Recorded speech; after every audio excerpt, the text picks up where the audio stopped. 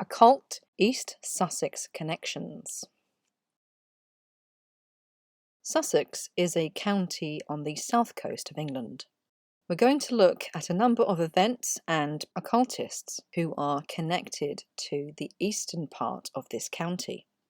Here's a little map of East Sussex, and in particular we're going to look at Winchelsea, where the red arrow is, and the neighbouring towns of Hastings and Rye.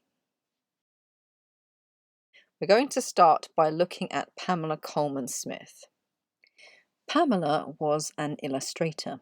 She illustrated books, and she also illustrated posters to advertise plays, and through that work she ended up working in the Lyceum Theatre in London, where she also became a set designer and a costume designer. Consequently, through her work she met a number of very interesting people. This is an illustration that Pamela made in 1903, and it's called The Hill of Heart's Desire. It was based on an illustration that she was working on for the Irish poet Rafferty. Through her work as an illustrator, she got to meet another Irish writer, which was Yeats, and Yeats was a member of the Hermetic Order of the Golden Dawn. Pamela herself also became a member, and through their mutual friendship, Yeats introduced Pamela to Arthur Waite. Arthur Waite was yet another member of the Hermetic Order of the Golden Dawn. He wanted to design a whole new tarot deck, but of course he needed an illustrator, and it was Pamela who became the girl for that job. Pamela set to work on the illustrations for the new tarot deck. Instinctively, she went back to her dreamlike landscape that she drew in the Hill of Heart's Desire. But she knew instinctively that she would need to base the backdrops on somewhere real. And that real location was Winchelsea. Why Winchelsea? Well, through Pamela's work with the theatre, she befriended the actress Ellen Terry, who had a house in Winchelsea, and Pamela regularly went to visit and stay with her in Winchelsea, and she was rather besotted with the area and frequently sketched the landscape. So now we're going to take a look at some location images of Winchelsea to see what the inspiration was for Pamela's artwork for the tarot. And we're going to start with this shot of Winchelsea Beach from the air. And here's another photo of Winchelsea Beach from the ground. Just to the east of Winchelsea Beach is Fairlight Glen. And just to the west of Winchelsea Beach is Covehurst Bay. And all of these locations ended up being the inspiration for the backdrop of the tarot. Here's a selection of the tarot cards that Pamela illustrated that made use of those coastal backdrops. And here we have a photo of the Tower Cottage and the land gate known as the Strand. And this cottage belonged to Pamela's friend Ellen Terry. And we know that Pamela stayed here on quite a few occasions and worked on the tarot and also other illustrations. In fact, we can actually see the red roof of this house in some of the illustrations on the tarot. If you were to stand in the field to the right of this picture and look back towards the cottage, you would see a view very much like the ones that we see on the 2 and 10 of cups. And here we see the 2 and 10 of cups with that red roof house in the background. And in fact, a lot of buildings in the Winchelsea area that are very old have those red roofs. And we're going to take a look at some of those because they also end up in Pamela's tarot illustrations. Firstly, we can see the old courthouse. Then we have the armoury and water well. In neighbouring Rye, we see this water tower. And here we have St Thomas's Church in Winchelsea. This is another very important building, which we see turning up in the illustrations of the Waite-Smith Tarot. And there are particular parts of the building that turn up in certain cards in that deck. Here's a selection of tarot cards that make use of those red-roofed buildings from the Winchelsea area. But as we can see on this slide, it's the windows from the St Thomas's Church that feature on specific cards, such as the 3 and 5 of Pentacles. Under the beautiful stained glass windows, there are stone effigies, like this one.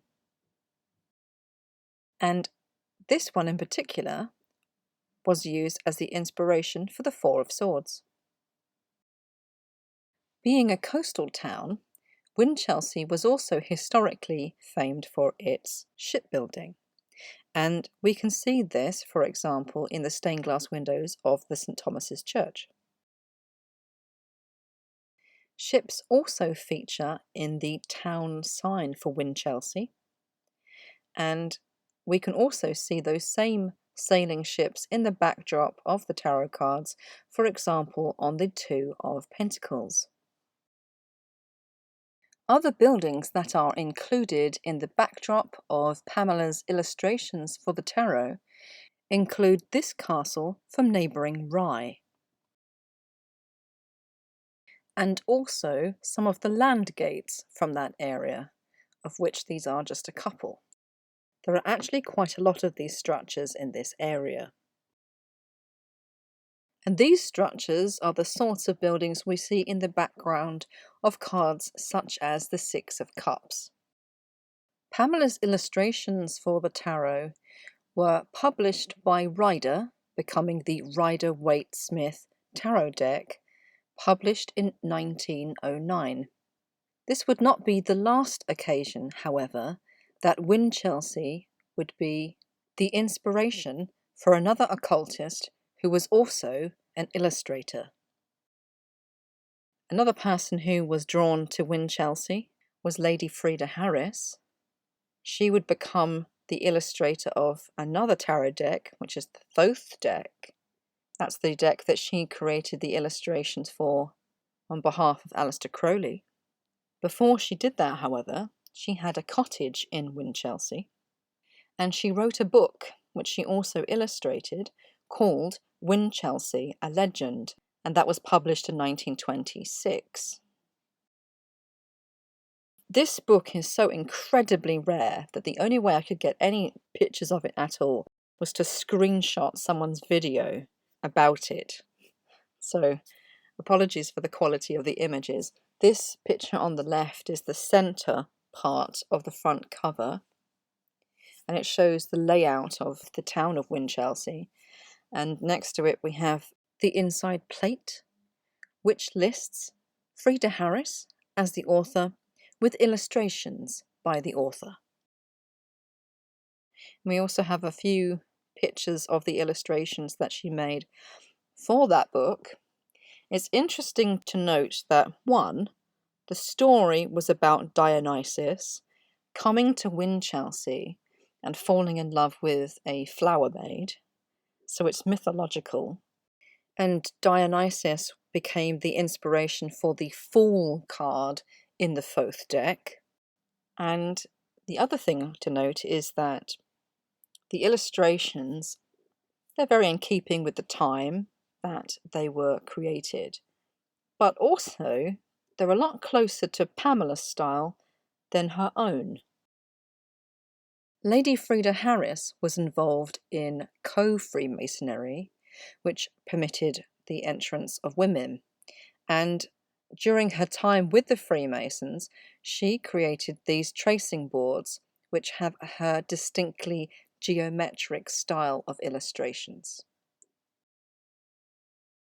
In 1937, Aleister Crowley was introduced to Lady Frieda Harris, and he admired her geometric style. They collaborated to create the Thoth deck.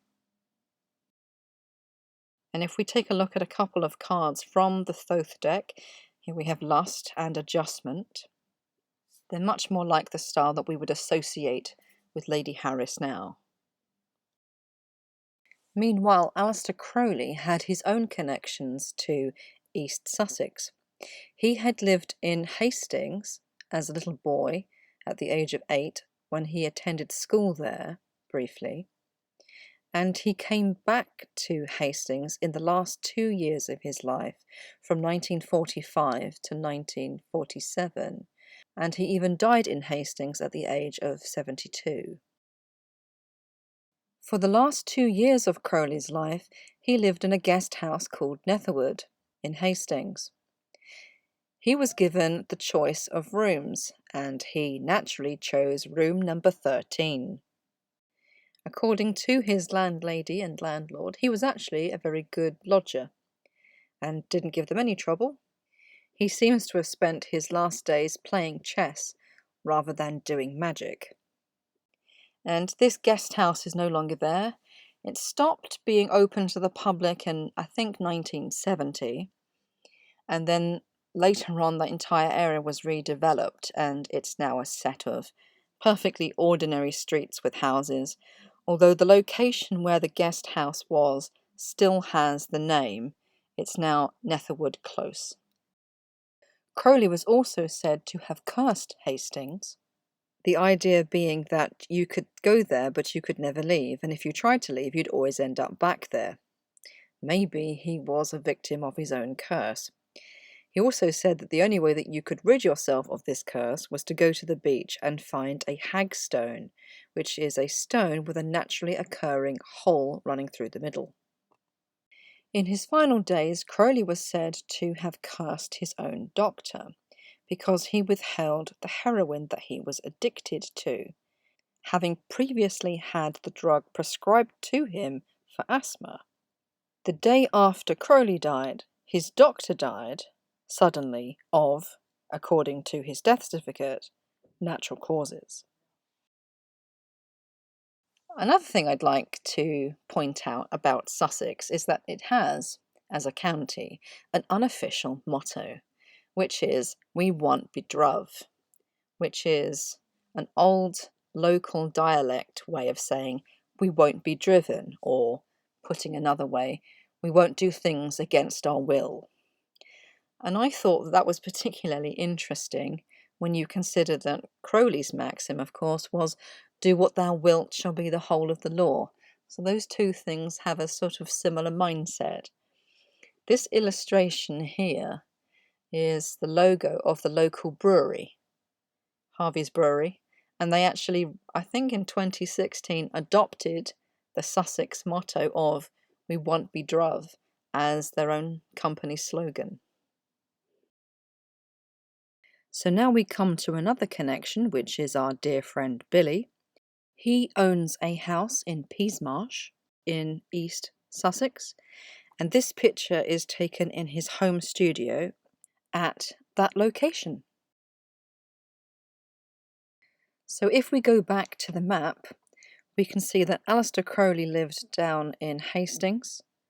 Pamela Colman Smith and Lady Frieda Harris both spent time in Winchelsea, and Billy has his home studio in Peasmarsh.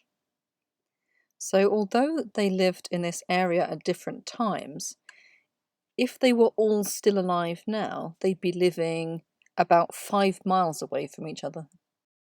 And I find it really interesting that so many occultists have ended up living in one little corner of East Sussex. And also that these same occultists were involved in the production of two of the most important and popular tarot card decks of all time. So before I leave you, I thought I'd look into the history of Sussex to see if it had any occulted or witchcraft-orientated history. And I can give you some statistics. So between 1558 and 1736, there were around 2,000 trials that were held concerning the crime of witchcraft in England. And I'm only looking at England. The rest of the UK did their own thing. In England, the crime was officially known as maleficium, which was harmful witchcraft. Out of the 2,000 trials, 513 people were executed for the crime of witchcraft, and 90% of those were women. In England, the style of execution was hanging, and by contrast, in Scotland, the style of execution was burning at the stake, which is very hardcore. Sussex had a typically low number of executions, just 17 executions for the crime of witchcraft, which was pretty average across England. But by contrast, Essex, which is the county east of London, Essex had 299 executions, which is nearly 60% of the total amount of people who were executed for witchcraft. And so that makes us wonder, did the people of Sussex hide their occult knowledge well? That is to say, did they practice witchcraft but they just weren't caught? Or did they just not have a great history of witchcraft in the first place? I really don't know. Something to think about. Also, I think it's only fair to point out that, in all probability, the reason why Essex had so many deaths for the crime of witchcraft is simply because Matthew Hopkins, the Witchfinder General, lived in Essex, and he was the one conducting the trials. And so we have come to the end of my video. Thank you very much for watching all the way to the end, and goodbye.